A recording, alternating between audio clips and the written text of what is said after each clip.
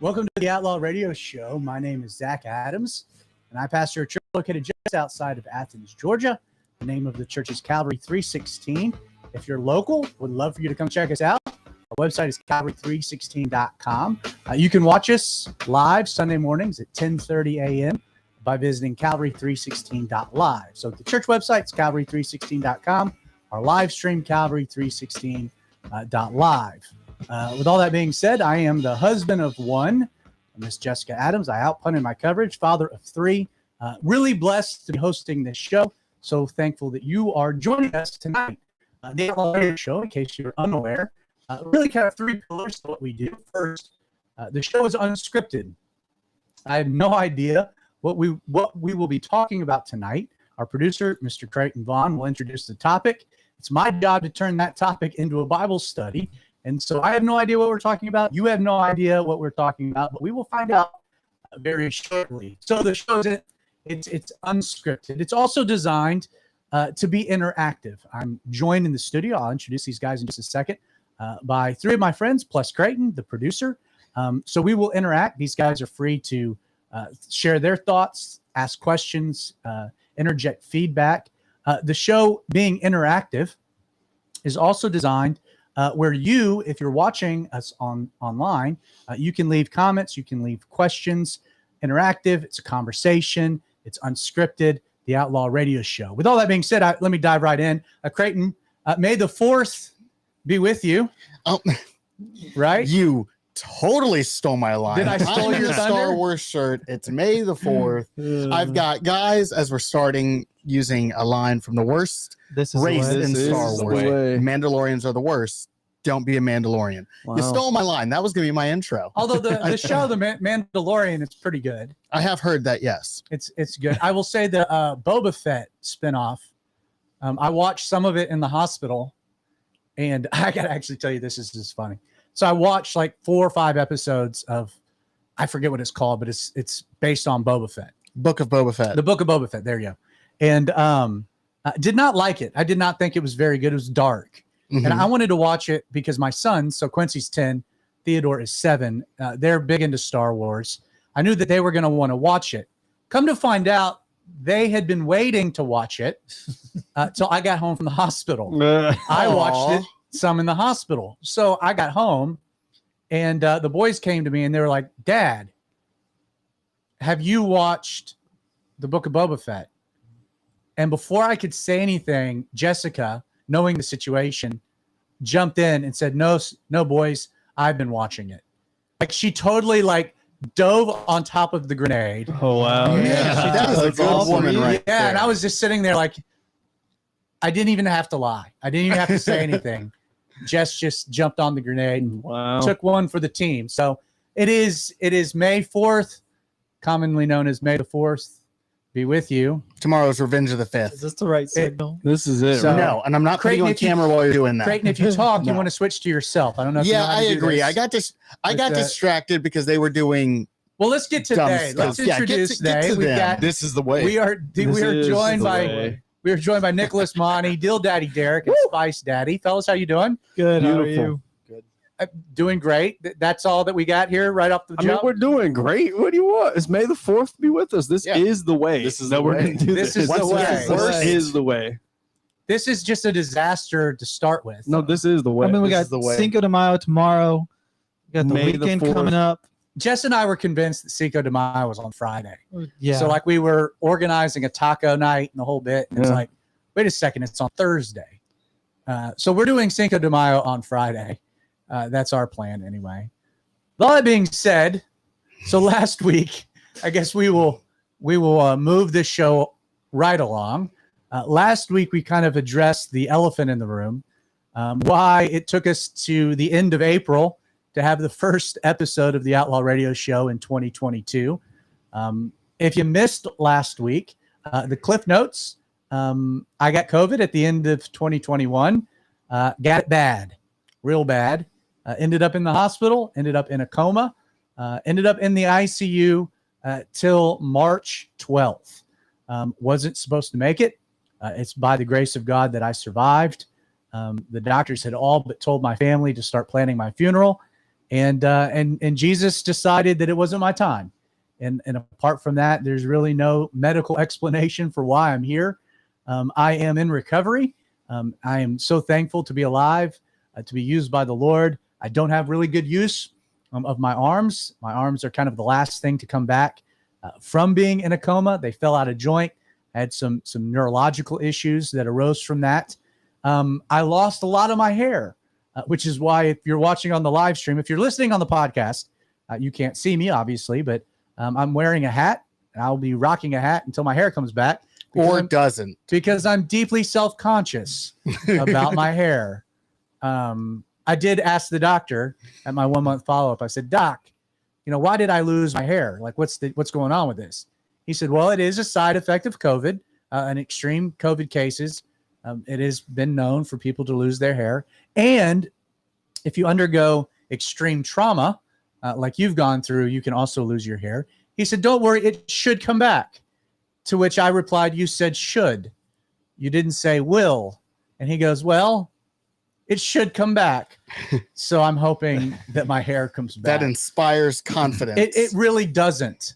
It really doesn't. Although this is the same doc that when he walked in, again, at my 1-month appointment, he said, he looked at me, he said, man, you look so much better than you did a month ago. And so I'm feeling pretty good about myself. And then he looked at Jess, looked back at me. He goes, you don't look good. You just look a lot better than you did. And I said, that's a doc I can trust to tell me the truth. So one of the things that did kind of arise, Creighton. So after the episode, you and I were chit-chatting a little bit, and there was kind of a question that didn't arise.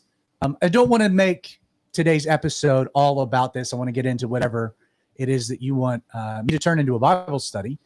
We want to do that today. But at the same time, I do feel like what we were talking about did demand a little attention and me probably speaking towards. So why don't you kind of introduce what it is that kind of coming off of the episode that you think does need to be addressed to some extent. Yeah. I just think it is, you weren't vaccinated when you got COVID. I didn't get vaccinated until I was preparing for your death, and it freaked me all kinds of out. So you got vaccinated to prepare for my death? Exactly how did that work? No, I got vaccinated in response to the fact that I was going to die. Okay. Yeah. So my question is, that would have been a very weird tribute. Well, I don't think so. I think it would have been a great tribute. Zach died, so I'm going to get vaccinated in remembrance of him. Well, I thought That's a little dark, Creighton. I thought it's better than Zach's going to die, so I'm going to get COVID in remembrance of him. Okay, valid point. So anyway, let's all go get COVID. The question is, do you feel any different about the COVID vaccine specifically? Do you feel any different about mandates, about the way that things have been handled leading up to everything that happened to you this year? Has any of that changed? Has any of what happened to you changed the way that you feel about the way that we have been handling it, both in like our circle, how we have been handling it, and in our country, how the country's been handling it? See, I think that's a great question. And I do think, especially if you've been with us for the last 2 years, this show is kind of based on discussing relevant topics in an honest and genuine way. And thus with the pandemic, we had several episodes dealing with the pandemic because it's what everybody was dealing with and what everyone was going through. And then as things kind of developed, we talked a lot about lockdowns and how churches were handling things, and really every component. You can go back through our archive, and we kind of navigated this in real time. Once we got to vaccines, we discussed that, did a whole episode on the vaccines. So how has my perspective been influenced by almost dying from COVID? Is a great question and deserves a little bit of attention and some commentary. Let me begin by restating what my position has been, it was. First and foremost, I have no problems with anyone getting vaccinated. While I personally had not been vaccinated and am still not vaccinated, but I'll address that momentarily. I didn't have some like moral qualm about vaccines. It wasn't. I know that there's some conversation, some debate about the efficacy, how these vaccines were developed using aborted baby tissue, et cetera, et cetera. It wasn't my platform. Between you and your God, between you and Jesus, if you wanted to get vaccinated, go for it. I wasn't going to judge you or think differently of you. If that's the decision that you made, that's awesome. No problems. I don't have a soapbox about vaccines. Beyond getting vaccinated, if you wanted to get boosted and then reboosted, man, you can keep taking this as long as you'd like. And I'm not going to think twice or judge you for it. As for me personally, 38 years old, healthy, with no pre-existing conditions, not obese, in great health. And so for me, looking at the data, everything told me that if I would likely get COVID, everybody would likely get COVID. But I didn't really see that I had a whole lot of reason to be concerned, even if I had gotten COVID. Not to say that it would have been a common cold or the flu, but again, just the data, the stats didn't give me cause for alarm, yet alone give me cause to take what I do perceive to be an experimental vaccine. Again, I don't think I'm overstating what it is. It's an mRNA vaccine. It's brand new technology that we've never used before. The development of this vaccine is much different than the way we've developed vaccines in the past. Again, I think the technology is radical. I think it's really interesting, groundbreaking. For me, it was, I don't know if I want to take something that really hasn't had enough time for us to really examine all the side effects especially when I don't think I'm really at risk health-wise, even if I were to get COVID. So that was my position. Now, obviously, I got COVID, and it did not work out very well for me. I struck the lotto in a bad way. I still, am consistent with the odds because I didn't die. But at the same time, it was rough, rougher for me than for most. And I really did defy the odds for those that had as extreme a case as I ended up with. As I sit here today, would I change my perspective or my position? And the answer is no, because I don't think I had reached the wrong conclusion at the time. Now, you might say that that seems silly, all things considered, or that's ridiculous. Again, life is often hindsight, but at the same token, I've talked to my doctors, and it's the question I have: if I had been vaccinated, would this have happened to me? I mean, that's really the essence of it. If I had been vaccinated, would I have maybe gotten sick, but it wouldn't have been this bad? Would the vaccine have spared me from severe illness? The answer I've gotten from two sets of doctors is maybe, because we don't know. There have been a lot of people that have gotten the vaccine boosted, have gotten COVID, and their symptoms have been very mild, if not just completely asymptomatic.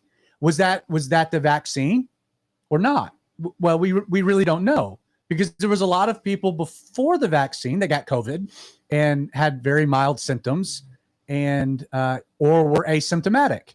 So there's still so much we don't know about the vaccine. Are there other people that being vaccinated has helped? For sure. But again, we don't really have definitive answers to that. And so for me, if someone could tell me, if you had been vaccinated, 100% this would not have happened. Well, of course, I would amend my position, but that's not the reality. We just don't know enough. And I've been told that by doctors at Piedmont, Atlanta, to my own local physician. The question is, vaccine now. If my doctors believe I need to be vaccinated, I'll get vaccinated immediately. And the reason for the change of perspective is that I do now have some serious comorbidities. You know what I mean? Well, yeah. I've had full kidney failure. I've had transfusions. I've been on dialysis. Almost double lung failure. My lungs still currently are in. I can't get COVID right now. It would do serious. I would be in serious risk. I can't get the flu right now because of the damage that's been done to my lungs. Like, I am in a very compromised state. That being said, the doctors don't want me getting any type of medicine, any type of injections, just because the chance that there was or were to be any type of negative results from the vaccine, whether it be inflammation around my heart, like I wouldn't survive that. Not to mention, I have had the antibody test. They don't know how long the antibodies, natural immunity, lasts for. At one point it was 30 days, then it was 3 months. We don't know.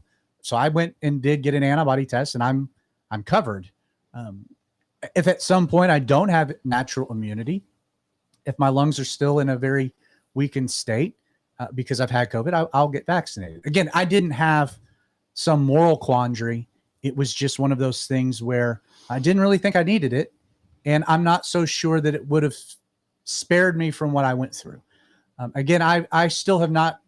The big question that I've asked is why did COVID hit me the way that it did? Again, 38, young. I'm not in the age demo. I have no heart conditions, no pre-existing conditions, not obese, in good health. Hadn't been to the doctor in years. I am not the individual that should be on death's doorstep from COVID-19. And yet I was. I cannot get an answer to that question. No one knows. But it happened. And I think we'll know at some point. We're still doing a lot of research. A lot of information is being gathered. A lot of studies are being conducted.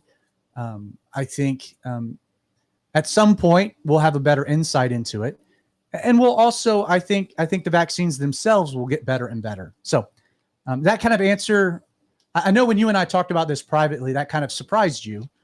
But did that answer? And you guys, I mean, from your perspective, does that make sense? Yeah, for sure. Do you think I'm crazy for that perspective? No, I mean, like at the end of the day, like you said too, it comes between you and God and what you decide to do. And especially like in your position, it's like if it's medical advice of the doctor telling you, hey, you know what, like we don't really know, but you probably should. Like you said, you'd err on the side of caution and their expertise. If they were to be like, you need to get this, then you do it. So it's understandable. Any other thoughts or feedback before we just yeah, anything? It surprised me when we talked before because one of the things that between you almost dying and one of the elders of the church, Andy, basically henpecking me into getting the vaccine, like I was expecting you to be, I guess, much more pro-vaccine. Though it does make sense to me, given that you don't have an answer as to whether the vaccine would actually have helped. Because it's like, why advocate for fire insurance if you don't need fire insurance? And then why advocate for fire insurance if it may or may not have covered your house after it burns down? Yeah. Like, I get where you're coming from now. And people can say, well, it might have helped. You don't know. Okay, well, but that's a different question. It might have helped. And that's true. It might have. But you're asking me if I felt like my position beforehand was wrong. And I don't think it was wrong knowing all the things that I knew then.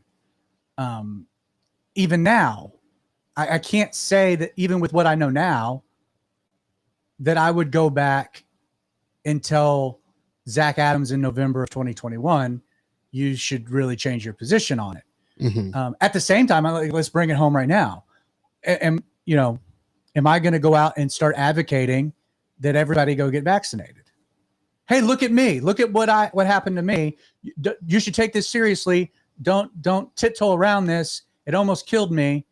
You should go get your kids vaccinated. You should get back. No, I don't feel like it's my right to tell anybody what they should or shouldn't be doing with their body. I think that that's something that you should make a decision with the consultation of your own doctor. Same in regards to, God has entrusted your children to your care. That's a decision that you have to make, you and your spouse, about your kids. I'm not pro-vaccine any more than I was anti-vaccine. I just think that it should be left to the individual to make their own decisions, because I don't think anything's really definitive. I think this is a very strange disease that hits some people way differently than it hits other people. And it's really playing the odds. And I think for some people, the odds are really in your favor. For other people, the odds are high enough that you should really think about taking any type of precautions. That being said, the same thing with masks. If you want to wear a mask, knock yourself out. I'm just not going to tell other people that they should be doing this, that, and the other, because if a mask works, then you should wear it and be fine. Mm-hmm. Again, lockdowns. If you want to stay in your house and, do Instacart and never leave to keep safe, man, go for it. I'm not going to judge you, but I'm not going to do that. All of life has risk. You get in a car. I mean, I had a greater risk of dying from a car accident on the way to the doctor to get diagnosed with COVID than I did from COVID. I mean, that's just the data on it. But, I drew the wrong straw, and ultimately God's in control of it all. So we trust him either way. So again, I'm not trying to dodge anything. No, I don't think you are. I thought that was a good answer.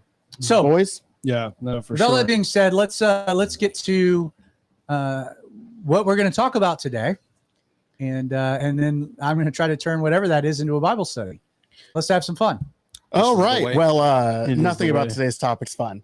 Well, some of it is. I don't know if you've heard, because generally speaking, up until December, I'm way more in the loop with the news than you are. okay, are you still? That was the question, because I wasn't sure, given your state. Well, in a coma, I was out of the loop.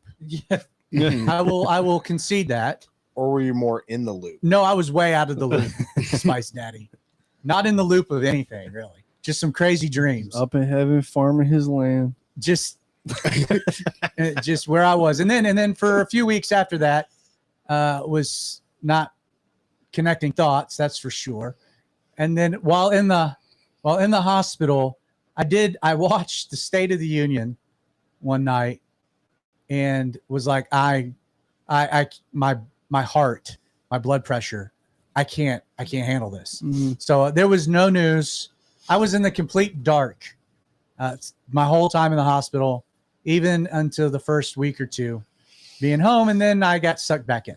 So What's it felt like not using your phone for that long? Like, cause well, see, I'm like, still it's not that really you using my used phone. it every single day. No, I know. So what's that kind of like? Does it feel a little bit free? Do you feel like It's you're incredible. more attentive to Feel everything like else? 1999 all over again. Yeah. It's incredible, actually. So again, I very tech connected. Mhm. I love Twitter. Would be on Twitter all the time. The worst place on the internet. The Elon Musk has got that thing now. that's a whole nother topic for another day for sure. Yeah. But it has been very liberating. So I have not checked my email since December. I have gotten back to text messages simply because I can use Siri. I can't use my hands. So I haven't been on Twitter since December, haven't been on Facebook since December. So by the way, if you're watching this or listening and you've sent me a Facebook request, friend request, or you've sent me a message of some kind on Facebook, apparently my name got around quite a bit on Facebook through the updates that my parents were providing, kind of the social media community. I have not been on social media at all since December, and won't be until I can start using my fingers. Flippers. My flipper. They're flippers at the moment, which a touch phone doesn't help. So no email. Getting back to text messaging, but it has been, and even then phone calls. So you got to be able to press the speaker button or answer the phone call. So I don't use the phone either. I've got like 40 voice messages that I have not yet been able to listen to or reply to. So text message me if you want to get in touch with me. That's the easiest way. But it's been great because it's kind of like I've gotten into this habit of like, if you want to get in touch with Zach, you've got to get in touch with his representatives, AKA Jessica. Yeah. Mm-hmm. If you don't contact my wife, you can't get to me. And that's kind of nice. So I have a gatekeeper, which is fun. But anyway, that's not the subject, the topic. No, it wasn't. Sorry, quick The topic was specifically what is going on right now with There's a lot of things going on. Right Well, the thing that leaked last night or the night before that from the Supreme Court about probably turning over Roe v. Wade. And we've talked about abortion on this show before. My question is, if it actually does come back to the states, like the states being the arbiters of whether you can or cannot get an abortion, I am personally stuck between my personal feelings of heathens in a heathen country can do whatever they want and my abhorrence of killing babies. I want to know how do you think that Christians should deal with the ability to vote on abortion? Like, obviously we should vote against it. I think that would be obvious. But it's going to be like I think it'll be a bloody fight at the very least in not hypothetical. What's the word I'm looking for? Not actual, not literal. Theoretical? Or No, not hypothetical? theoretical. Yeah. You know, like Regardless, let's try to unpack the yeah, topic. like how should we handle this if Okay. we actually can vote on abortion again? Well, just in case anyone that's either watching or listening is unaware of the current event that you're bringing up. So it was the Supreme Court heard a case in this past term dealing with a Mississippi law that banned abortion after 15 weeks.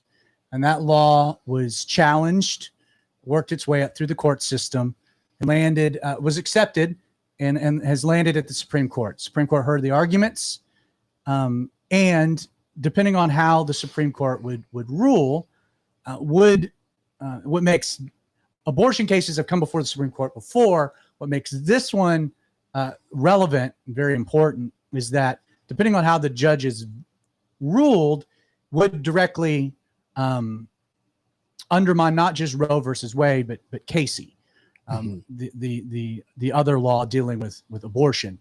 Roe versus Wade put restrictions on abortion, legalized abortion, but placed restrictions at 24 weeks. Casey expanded that purely into the idea of viability. So that's why those two particular laws are interesting. Roe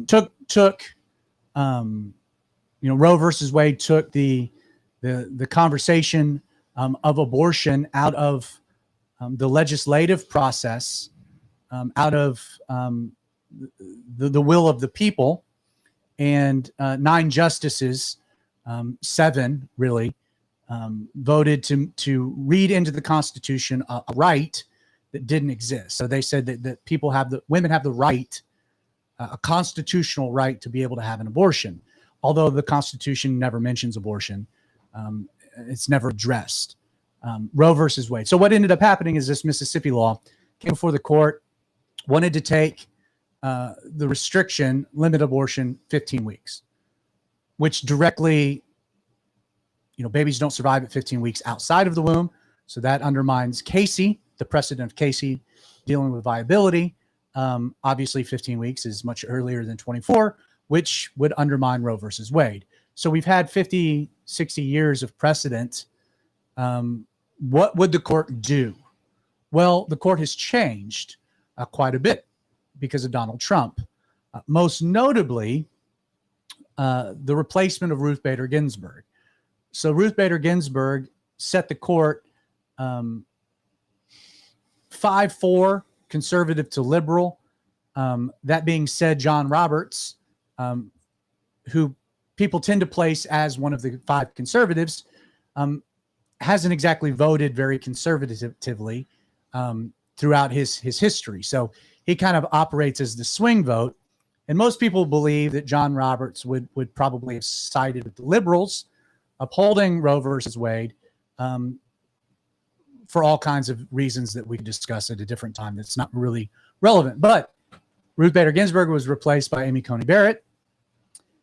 Subsequently, that makes it a 5-4 court if you conclude that Roberts is a liberal. If Roberts votes with the conservatives, then it's 6-3. It's even more lopsided.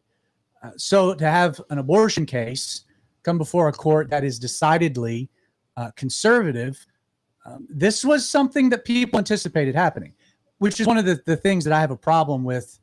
The leak, which I'll get to in a second, but just the whole shocker.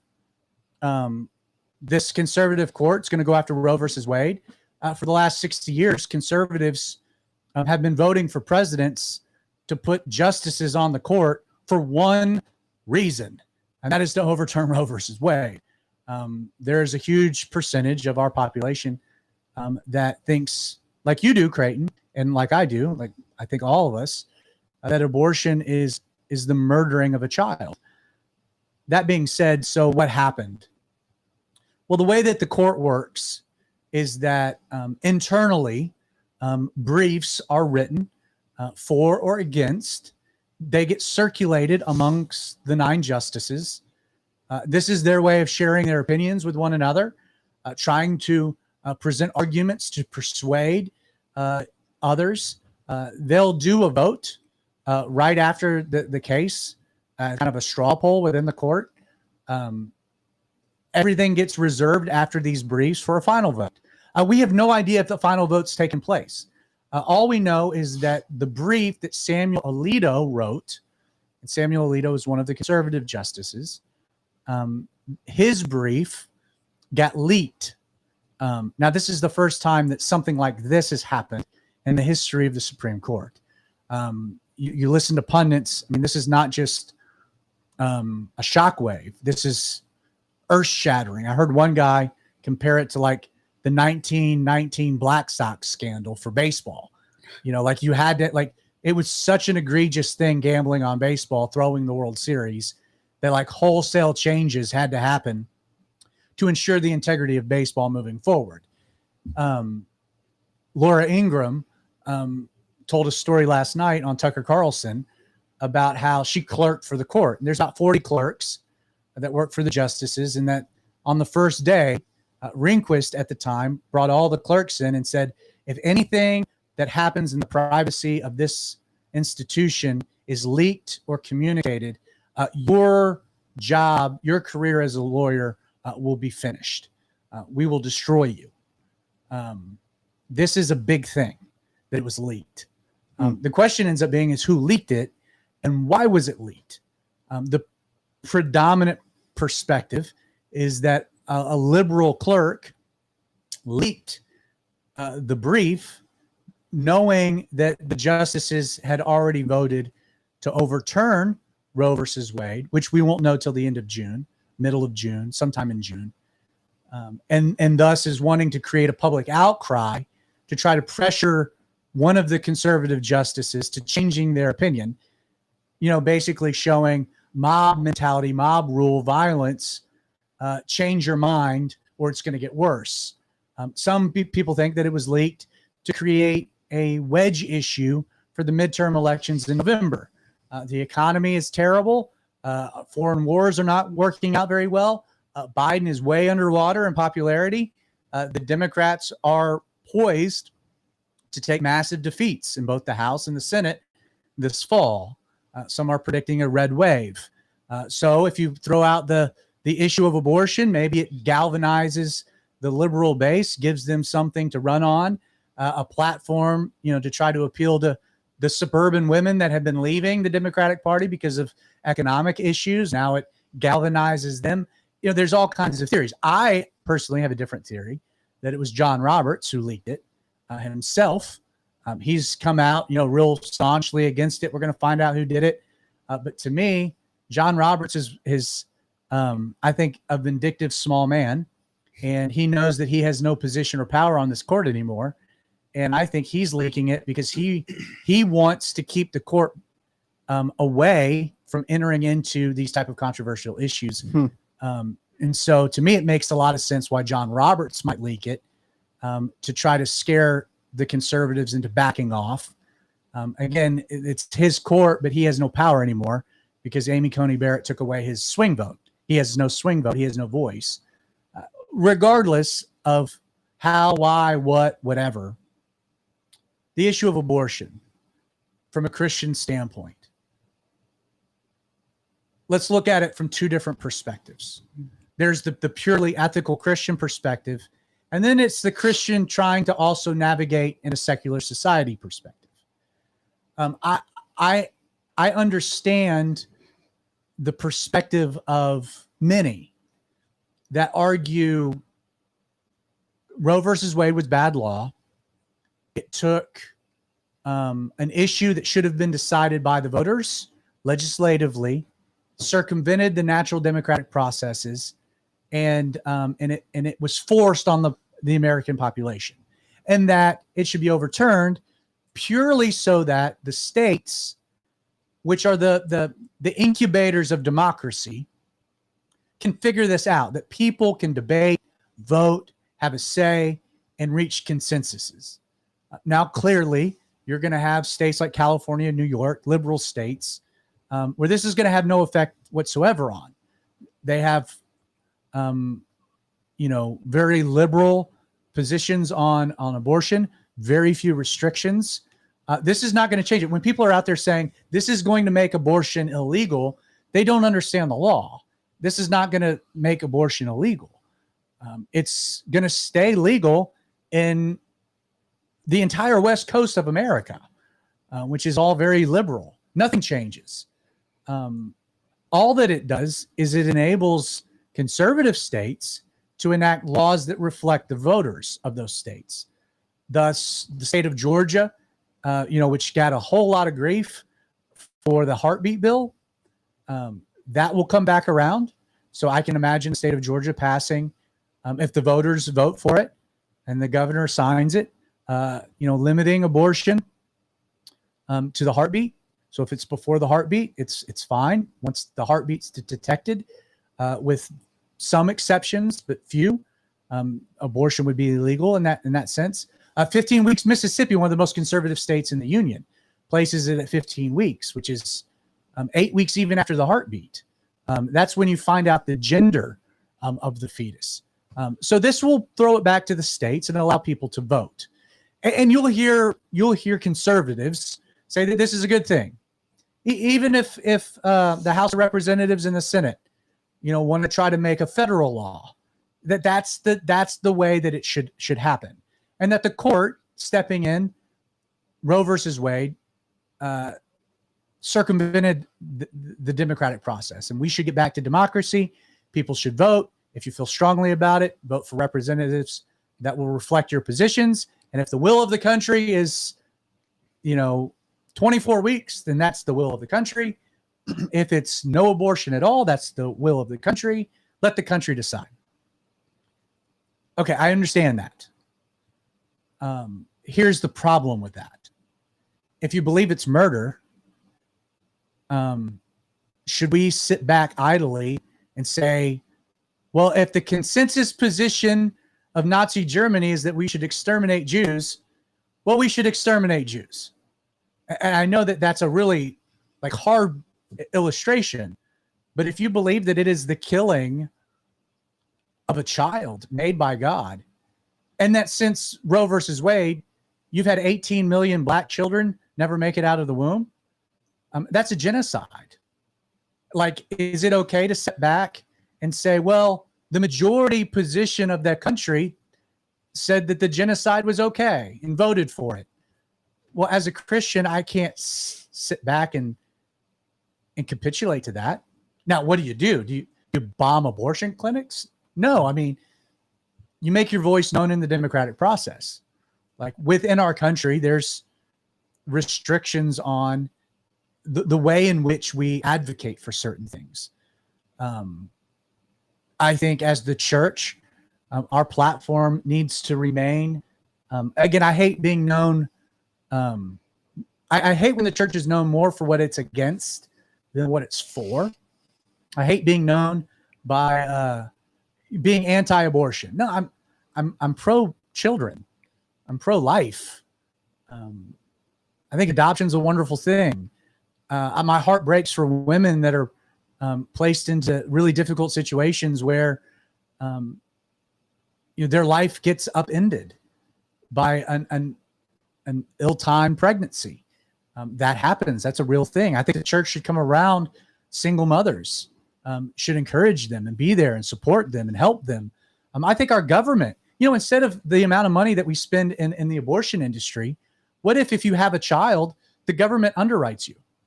I mean, think about what we would be, the welfare program, for young black women that get pregnant. Instead of, hey, abort your child, you know what? As a society, a child's life matters and has value. So as a society, we're going to make sure you have housing and food, and we're going to help take care of you as a society.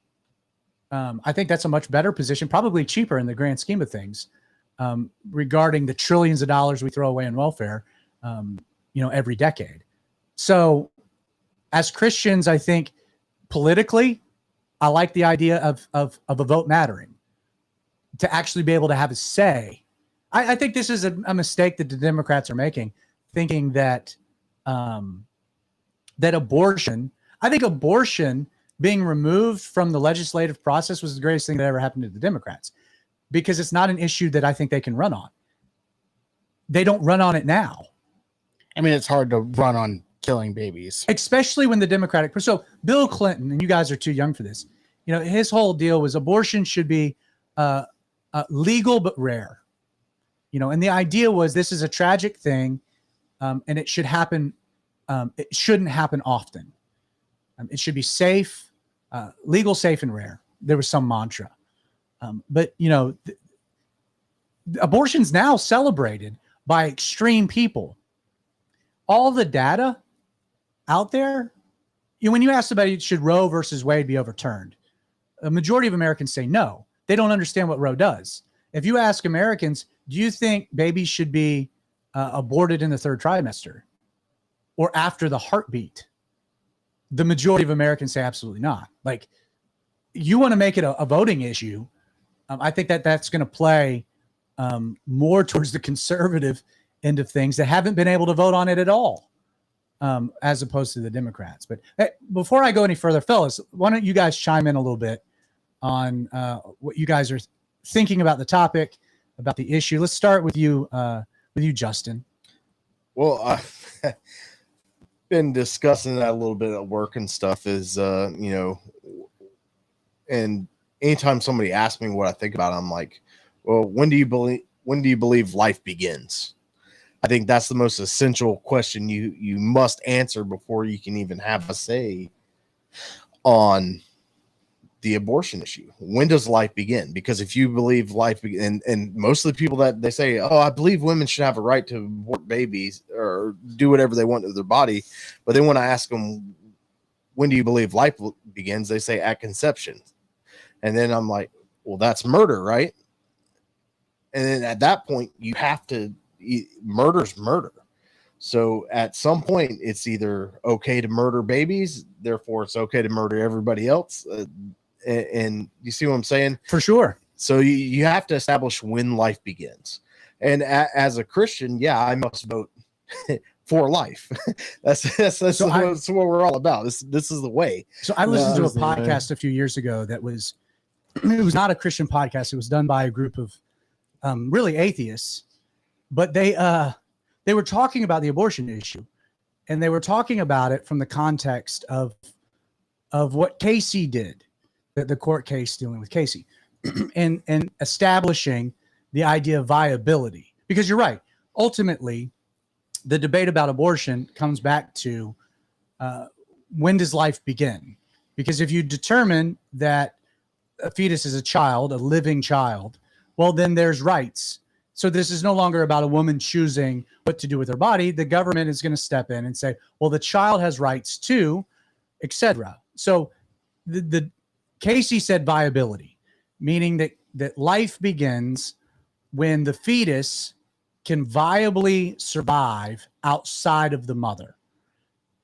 That is the arbitrary. So 24 weeks was kind of a buckshot in the dark. Roe versus Wade. There was no science really behind that at the time. Casey expanded it, just saying viability. And interesting, for years, viability was kind of at 24 weeks. Very few babies survived, preemies, outside of the womb before 24 weeks. But, and this is what the podcast was talking about, they were saying the challenge now about the idea of viability is that because of the advancements in medical science, viability is becoming less and less and less, in the sense of, like, we got to 23 weeks and then we got to 22 weeks. And then they were theorizing, like, well, what if we get to the point where, you take the sperm and the embryo, you take the sperm and the egg, you create an embryo outside of the womb, and you place that embryo into a synthetic womb without a woman's involvement at all. Isn't it now at conception viable because it doesn't need a woman because of science and technology? So if we're even operating on the precedent of Casey, all abortion at that point becomes illegal because viability, a fetus doesn't even need a woman anymore, which becomes very, very fascinating. And they were saying we have an ethical quandary moving forward, which is why I'm of the position that science and so much that we've learned, 3D ultrasounds, there's a reason that abortion advocates don't like ultrasounds being shown to women. there are several ministries that set up outside of abortion clinics with mobile ultrasound units, because when women see a 3D ultrasound, they very few of them can go through with it because it's so real that it's a child, it's your child. It changes your outlook. Like, this is a human being. And then and I don't want to get into the details, but you get into the actual procedure of abortion and the pain that it causes. Yeah, that's been the other argument is, well, before a child can feel pain, abortion should be legal. Well, we're learning more and more and more how early things develop. There's still a mystery. What is it, like day 5 and day 6 and the development of a fetus? Like things spontaneously come out of nothing. It's because there's a code written by God. I think that's a great point. Is if you're trying to figure out where you stand on it, answer the question: when does life begin? When does life begin? But at the same time, I can't. I'm a big states' rights kind of guy, right? But also as a Christian, I can't expect a secular world to have the same morality as me. I have to expect them to have the exact opposite of what God says, because it's a fallen world. So therefore, a fallen world must be the opposite of God's established law. But I think in America, we're very unique in a unique situation of we have a right to vote for this kind of stuff. Whereas back in Jesus' day when he said, "Render unto Caesar's what is Caesar's," you didn't have a choice. You didn't have a choice, but we as Americans essentially are Caesar. Right. Or at least get to choose what belongs to Caesar. Right, exactly. And I think you as an American, you have a right and responsibility to choose life and vote that way. For sure. And you as an American, you don't know how unique you are in the fact that our government functions the way it does, that other countries don't have this ability. Well, I will just building off of the larger point that you're making. It's the idea of when life begins driving your policy positions regarding this topic. It's why I break with Catholicism. Catholics are against contraception because they see life being in the sperm and in the egg, and thus to prohibit the two from joining, is to prohibit life, et cetera, et cetera, et cetera. I disagree with that. I think life begins at conception, meaning if you want to do some things to prohibit the conception, that's, I think, ethically within your right, biblically within your right. Birth control, contraception, condoms, etc. It's one of the reasons, though, I have a problem with like Plan B, the morning after pill. The morning after pill stops the development of what's already fused. If life begins at conception, I have a problem with that. They call it the abortion pill. Fellas, Nick, you have any thoughts about the topic? We could sit here and argue all day, not argue with us, but try to convince someone when life starts or anything like that. But what it comes down to is what we believe, as long as we need to have the right to have a say. And it's about voting is how we have our say. So to me, it's for this to be passed is giving us a voice, is giving us a right to speak up on what we believe in and try to get that bill passed. And like before you said, it's been how long since Roe versus Wade that we haven't had a voice? 50 years? Since the 70s. Yeah. So we haven't had a voice in it. And, and one of the things that I think has been a negative byproduct of that is it has overemphasized the court in the perspective of the Christian community. So we were like, our voice, our opinion was eliminated. It was negated because now 7 justices made the decision for the rest of us. As a result, the only recourse, the only thing Christians could do was to vote for presidents that could nominate to the court justices that would one day overturn Roe versus Wade. It's taken 50 years for this to happen. Once it's happened, it de-emphasizes, I think, the role. The role of the court should be in determining whether law is constitutional or not. The role of the court is not to take social issues and make them law. You know, there's been a lot of hyperbole around all of this. It's one of the main problems I have with the gay marriage law. Not law. There was not a gay marriage law.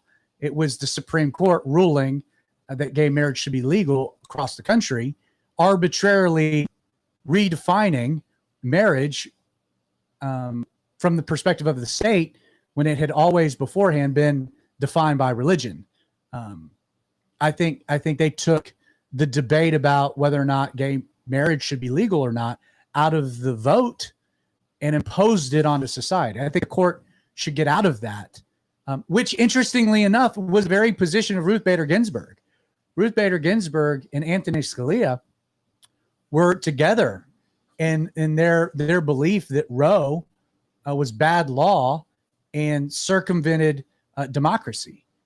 Now, I don't even pretend to think that Ruth Bader Ginsburg would have voted to overturn Roe, but she at least understood and conceded that it was bad law and that it was not the role of the court.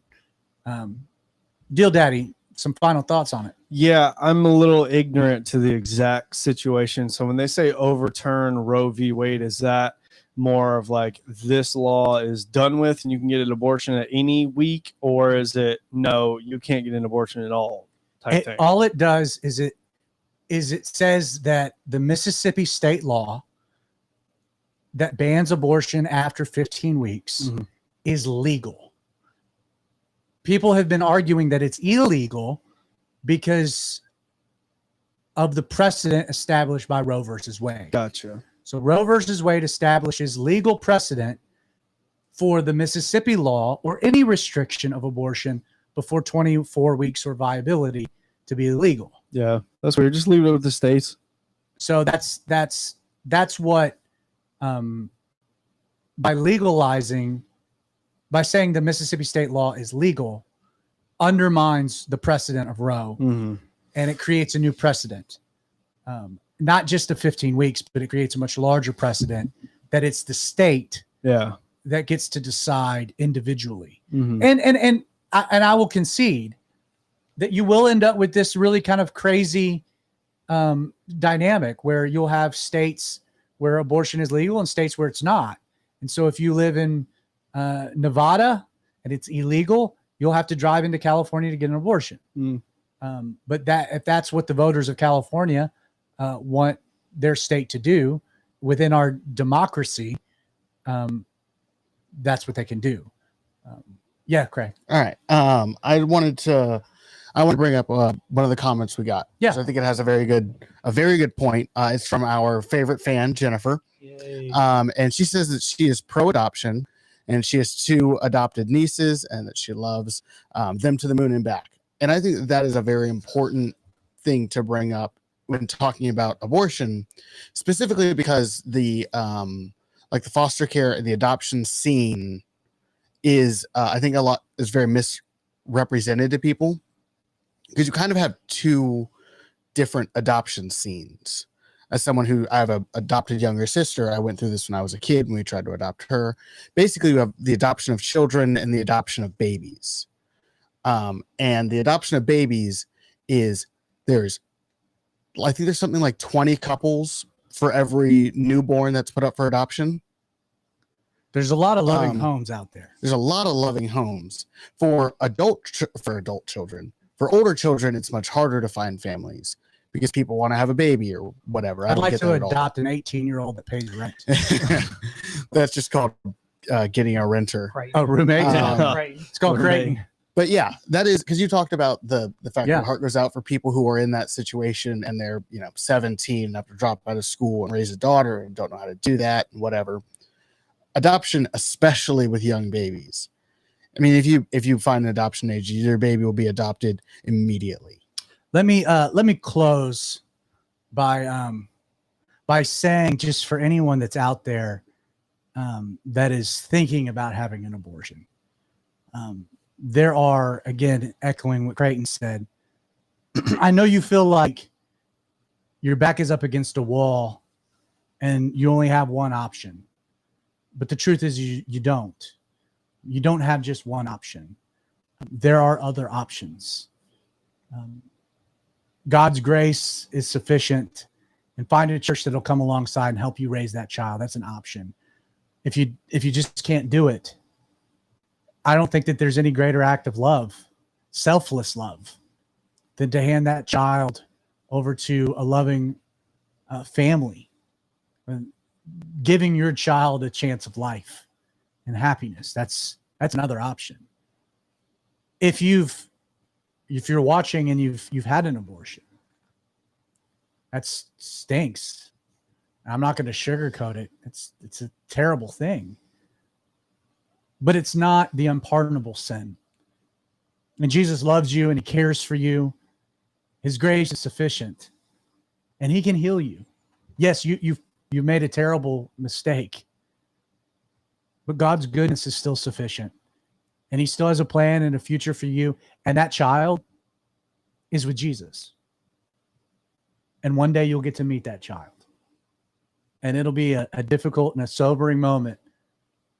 But that child never had to deal with this world, this fallen world. And so take heart and talk to someone. You know, one of the things that's not discussed enough about abortion is the long-term effect that it does have on women. You know, people want to say that it's an act of liberation, freedom. But for a lot of women, it's bondage. And it's depression. And it's self-loathing. And so if you've had an abortion, I just encourage you to find someone that you can talk to and that you can gain biblical counsel and most of all, gain healing. So with all that being said, Creighton, good topic, relevant. Well, thank you. Made it a bit of a Bible study, which is a good thing. Fellas, thank you for being with me tonight. This is the way. This is the way. Oh my goodness gracious! Put down the Spock thing. That's Star This Trek. is the way. This is Oh my gosh! All right, let's get out of here. Zach. ridiculous. Creighton, flip it to Creighton. All right. Thank you for being with me, brother. Bye, y'all. Appreciate May it. the fourth be with you. My goodness. May the whole. All right. Well, you've been watching the Outlaw Radio Show. If you are watching the live stream, I encourage you to check out the podcast. Podcast is available on Apple, Google, Spotify. Check that out. Again, we're here every Wednesday night at 8 p.m.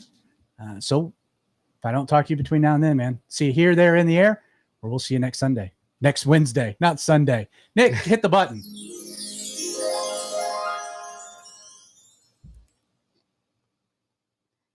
Wrong button, Nick. You're supposed to walk over here and hit the button.